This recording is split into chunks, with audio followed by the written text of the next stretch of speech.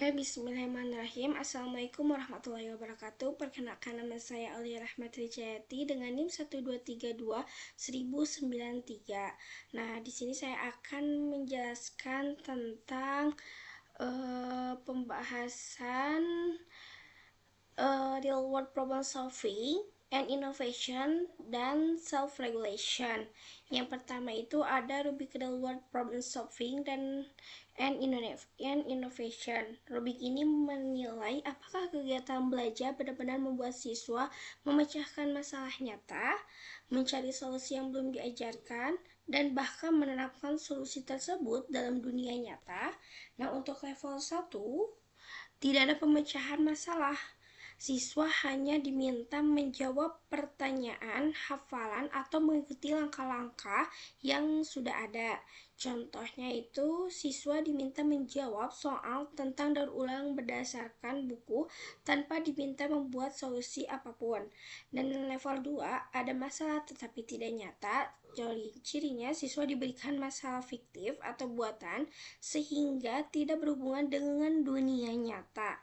Contohnya itu ada siswa menyelesaikan teka-teki atau studi kasus imajinatif. Misalnya, bagaimana membantu kota khayalan membersihkan sampah. Dan yang ketiga itu ada level 3, masalah nyata tetapi solusi tidak diterapkan. Siswa mempelajari masalah dunia nyata tetapi hanya membuat solusi di atas kertas tanpa mengimplementasikan. Terus contoh aktivitas, siswa mengidentifikasikan masalah sampah di sekolah, lalu membuat poster kampanye kebersihan tetapi tidak benar-benar menjalankan kampanye. Dan level 4 itu ada masalah nyata dan solusi diterapkan secara terbatas. Siswa tidak hanya membuat solusi tetapi mencoba menerapkan dalam lingkup kecil. Contoh aktivitas yaitu siswa membuat program kebersihan kelas dan melaksanakan selama 1 minggu. Yang ke level 5, masalah nyata, inovatif, dan solusi diterapkan dalam situasi nyata. Siswa membuat solusi inovatif dan diterapkan untuk audiens di luar kelas hingga berdampak nyata. Contohnya, siswa membuat rancangan sistem pengelolaan sampah untuk sekolah, mengimplementasikannya, dan mempresentasikan hasilnya kepada komite sekolah. Nah, itu tadi adalah rubrik real world problem solving and innovation. Yang keduanya itu ada rubrik self regulation. Rubrik ini menilai apakah siswa merencanakan pekerjaan, mengatur proses, dan merevisi hasil berdasarkan refleksi dan umpan balik. Mereka belajar mengatur diri saat mengerjakan tugas jangka panjang. Level 1 tidak ada perencanaan atau monitoring. Cirinya tugas hanya dikerjakan dalam 1 kali pertemuan, tidak ada perencanaan, revisi, atau evaluasi siswa. Contoh aktivitas, siswa menggambar 1 karya dalam 30 menit tanpa instruksi perencanaan atau revisi.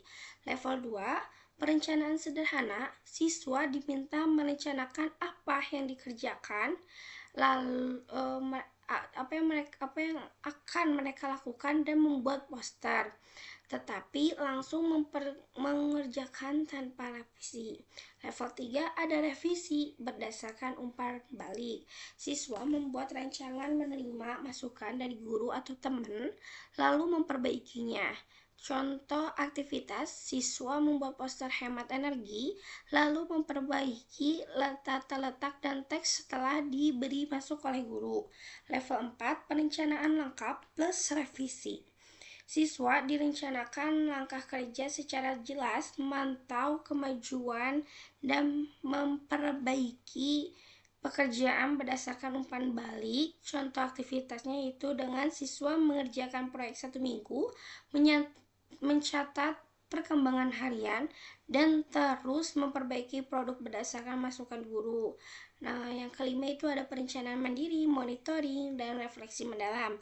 Siswa melakukan perencanaan menyeluruh, mengatur prosesnya sendiri, merevisi berkali-kali berdasarkan refleksi pribadi dan umpan balik orang lain, serta mengevaluasi hasil akhirnya. Contoh aktivitas, Praktek 2 minggu, siswa membuat jurnal proses, mengevaluasi hasil harian, memperbaiki desain, dan memberikan refleksi akhir tentang apa yang sudah berhasil dan apa yang bisa ditingkatkan.